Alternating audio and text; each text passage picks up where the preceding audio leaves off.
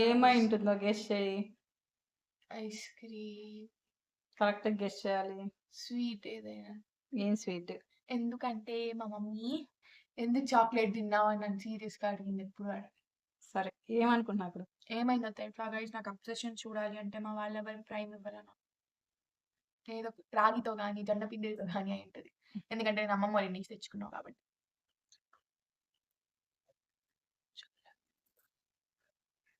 పపాయానా?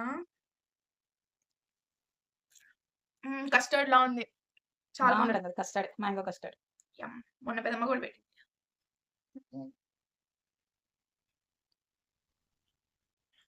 నువ్వు ఏం చేసినా బాగుంటుందని నిజం నీకెలా చెప్పను. కట్ చేయండి గొంతెంది. బాగుంది. 10కి 11.5 ఇస్తా.